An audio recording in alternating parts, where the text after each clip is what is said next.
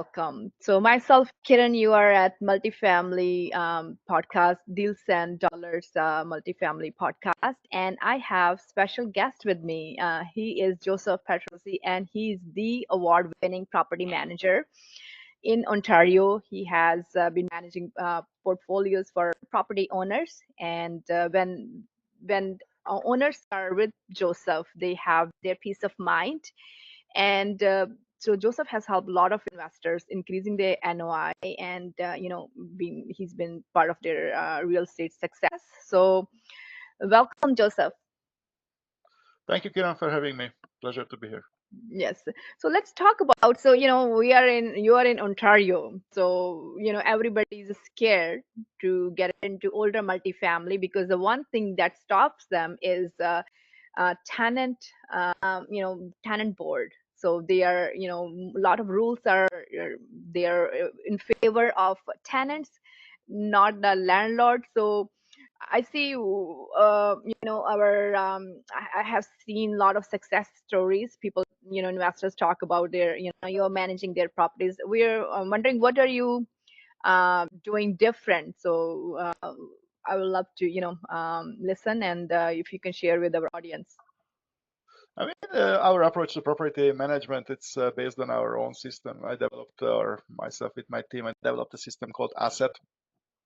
That's what we base our operations out of, right? It starts with analyzing the asset. First of all, you know where you are, what is your market, what is your competition, what is your ups and downs. It's like a SWOT analysis.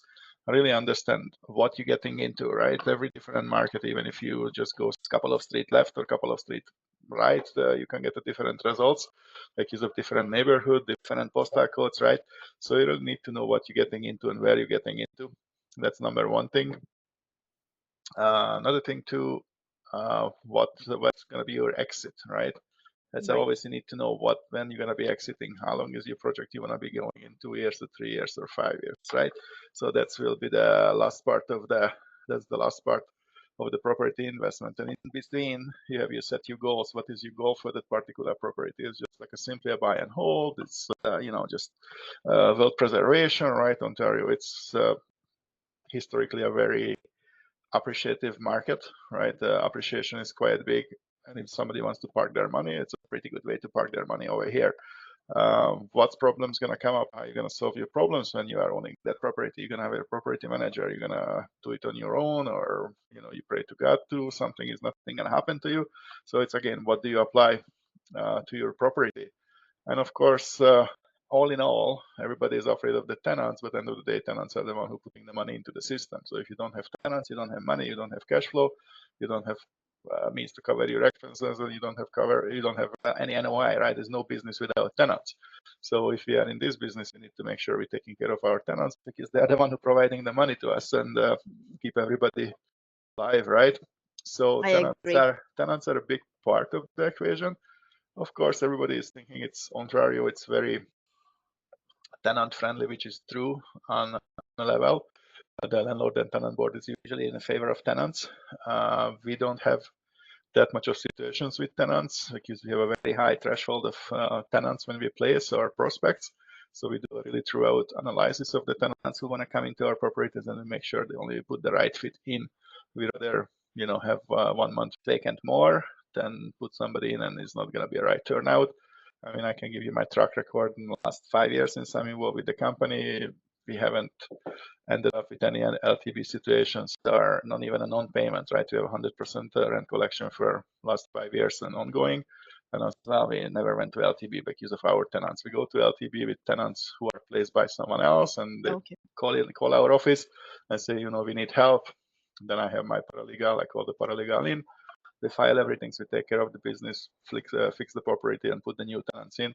So we do 2, 3, or 4 of those per year to helping troubled investors to get in clear. But if you do the work by the book, how we do it, you pretty much, I don't like the word guaranteed, but you are almost guaranteed to have a really great success. I agree. So you follow Yeah. the rules, and and I think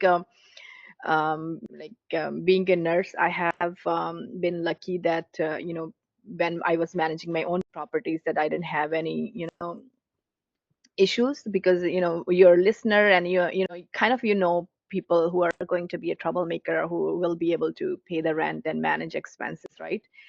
And then when then but when we get into bigger properties, I could not have been able to manage, without a Yeah. property manager. So really, like, kudos to you guys for managing, properties for owners, because more bigger the portfolio, you can't do everything by self. Absolutely. I mean, real estate is a teamwork, right? And everybody Hmm. has their field to play, right? You have offense, you have your defense, you have your coaching stuff, you have your medical team, you have your TV crews, you have your spectators, right? Yes, You have yeah. maintenance. Like it's a team sport. There's nobody can do it alone, right? It's doable if you have one or two units or three units or five units. You're running around, but you're gonna figure it out pretty quick when you have three vacancies at the same time. It's gonna Hmm. get difficult, right? Because you're not accustomed to handle three vacancies at the same time. At the same time, you don't have the team of people to take care of those, small issues. Change the lock here, do the painting over here, maybe put an air conditioning in another unit, right? And it's getting overwhelmed for majority of the people, even in one unit, right? I just see it in my immediate family, right? I'm doing a flip with my sister actually in Hungary, and for Nice. me it's pretty simple, right? Okay, I gotta talk to this guy. He's gonna do this. Everything says done. It's gonna be done in 2 months, and she's freaking out because, she needs to get there and talk to somebody. So it's with all of our stress level and stress resistance is different in property management. Some days are really high stress, some days are really low stress. You need to be able to manage your stress and manage your feelings. At the end of the day, is a business, so we need to make decisions with a cold head and not to overreact. Of course, at the same time, we need to make sure our tenants and our investors are safe and sound at any moment in time.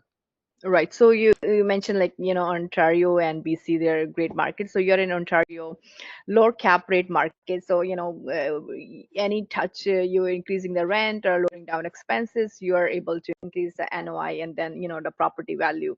So how have you been, like, able to increase the NOI? Was there any issue recently, or any?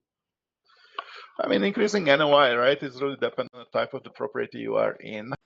Some properties are, Mhm. naturally having a faster turnover. Let's say if you are doing a student rentals Mhm. or your property is in close to university.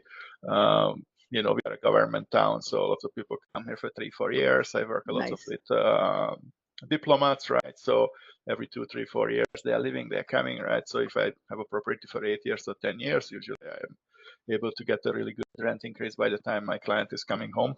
Like, 5 years ago, property was going on 2,600. Those ones are going on Mhm. 3,800 these days. So that's, close to a 35-40% increase in about 5 years on NOI for them. That's great. Another thing what we do for NOI, we don't include the parking in our leases. We have a separate commercial contract for parking, Okay. so we can always keep market rate for parking. Hmm. And that's for one of my clients, we just managed to get another 6,000 per year by Nice. increasing some parking starting January 2025, right? And that is, you can not really have a pushback because it's a separate contract, it's a commercial. If you don't want it, no problem, just pull your car out, we're gonna rent it for someone else. So 6,000, it's quite a big chunk of change. As well, sometimes we do forced tenant turnover. We buy out some tenants if that's the case for some certain reasons. We do that one as well. We get some N12 out for our clients. We have some N13s. So we have a whole facet of different scenarios where we can increase NOI for our clients. I have also developers with me who are parking land, and I hold it for 2, 3, 4 years until they work Nice. out everything with planning and city and Ontario Land Tribunal and all those kind of fun entities where you're running into some details and some delays. So I have seen it pretty much all. So I have a good solution for everybody. If people come to see me, I can talk to them. I can give them some advice and guidance.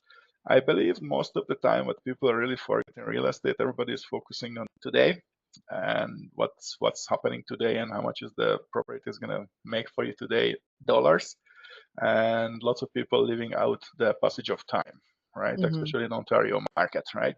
The big money is always going to come into your pocket when you refinance the property or if you sell the property, Hmm. right? As long as your monthly income is carrying the property, you are pretty good because you're going to get your down payment of your mortgage, you're going to get your appreciation, so you're going to get your refi. In 5 years, you're going to make money. Maybe you're not going to make that much money on month 2 or month 3, and everybody wants to make money on month 3 and month 4, which you have to put the seed in the ground and let it grow. Right? Yes. So Yeah. the It's all passage of about patience. patience and passage of time, right? That's what I always tell to everybody. You really need to be patient and look at things in 5 years, right? Not today and not tomorrow. Right. And then, making sure your property is performing in a really good condition, because the more, if you miss something, it's hard to keep track of every single property, roof and the boiler and the furnace. And like as a property Yeah. manager, you are the first eyes on the property, right? Like you have like regular walkthroughs, and that's really keen. Yeah. Absolutely. I mean, I have a very regimented inspection schedule for every property. We have a throughout inspections twice a year. We Nice. have, yearly inspections for all heating elements, furnaces, boilers, air conditioners, fireplaces, chimneys, whatever is, providing heat source in a building. Those we do inspections regularly every single year.